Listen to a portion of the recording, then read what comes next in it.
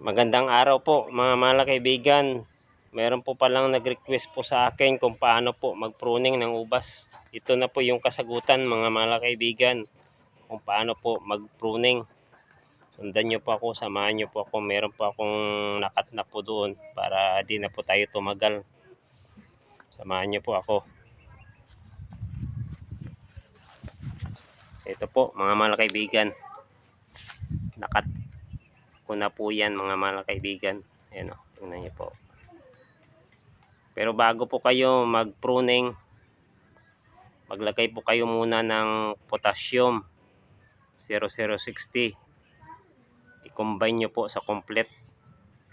Yan po ang gawin nyo po para magkaroon po ng pagbubuntis mga mahal kaibigan. Tingnan nyo po, parang nagbubuntis po yung sanga ng ubas. Dapat ganyan po.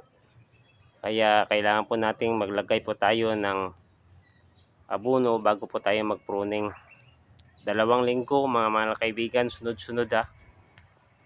Sunod-sunod po ang gawin nyo po. Wag nyong lagyan ng abono ng 15 days diretso. Dapat po 2 linggo sunod-sunod. Ganyan po ang paglagay nyo po ng abono.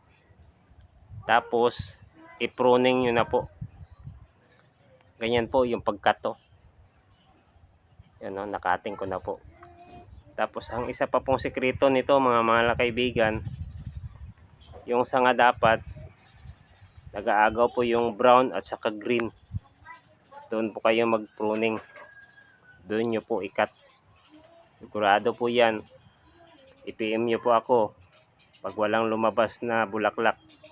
Pero pag may lumabas na mga bulaklak mga mahal kaibigan, pakishare naman ang video to para makatulong rin po kayo sa akin. Sige po, marami pong salamat. Paalam.